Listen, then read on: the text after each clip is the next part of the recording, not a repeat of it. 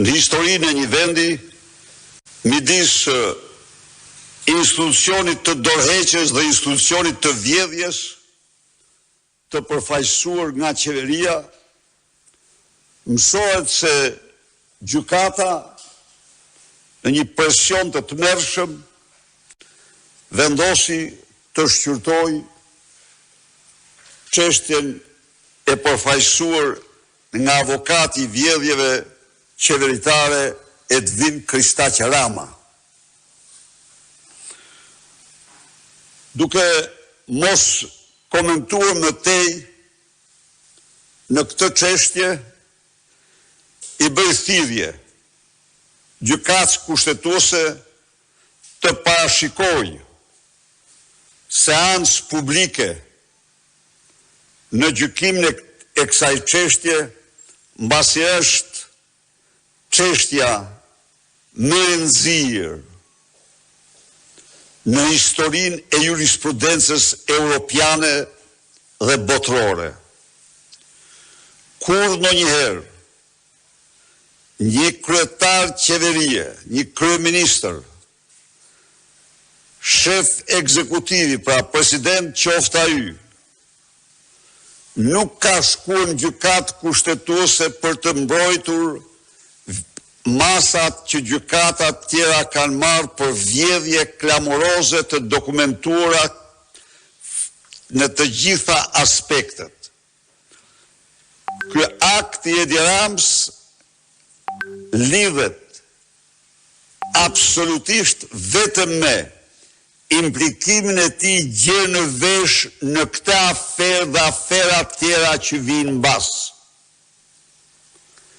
Edi Rama kundërmon sot në Europë dhe në botë si kampion i vjedhjeve të popullit të vet dhe kundërmon si Ramaduro apo Noriega i Europës.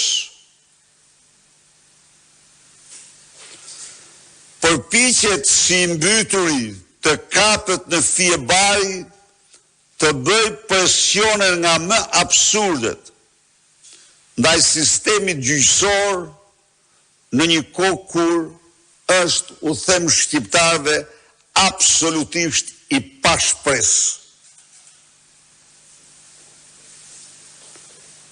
Është një bashkëpunëtor i organizatave kriminale dhe kartelëve të drogës. Dhe ky është kualifikimi botëror sot për Edvin Kristaq Ramën. Është padyshim hyn në Guinness. Është regjistruar në Guinness si kryeministri i parë në histori që në vend të dorëheqjes ndaj ministrës së tij bëhet avokat në gjykata dhe kërkon ta mbrojë. Duke i dëshmuar popullit të vet se çfarë fatkeqësie dhe mjerimi u ka sjellë ai gjatë qeverisës së tij. I kërkoi parlamentit të bëjë të gjitha demarshet që gjykata kushtetuese të zhvillojë seancë plenare të hapur për publikun, në të cilën shqiptarët të shohin me sytë e tyre, të ndëgjojnë me veshët e tyre se si Edi Rama ka zëvendësuar institucionin e dorëheqjes dhe shkarkimit me institucionin e vjedhjes qeveritare.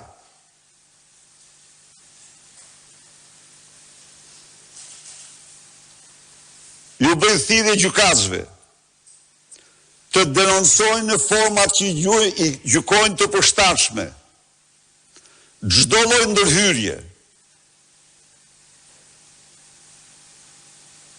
në punën dhe veprimtarinë e tyre dhe të hedhin në kosh mashtrimet dy ditore të Edi Ramës duke cituar Komisionin e Venecias për gjëra që ai nuk ka thënë kurrë, nuk ka shkruar kurrë. Pra Edi Rama rishkruan dhe dokumentat për të mbrojtur veten e vet, rishkruan dokumentat e Komisionit Venecias dhe vendimet e Gjykatës Ndërkombëtare të Drejtave të Njeriut, rishkruan Konventin Evropian të Drejtave të Njeriut për të mbrojtur veten e tij se sa për Belindën, sa për Lubin e kish hedhur 10 herë në lanë Gjertani.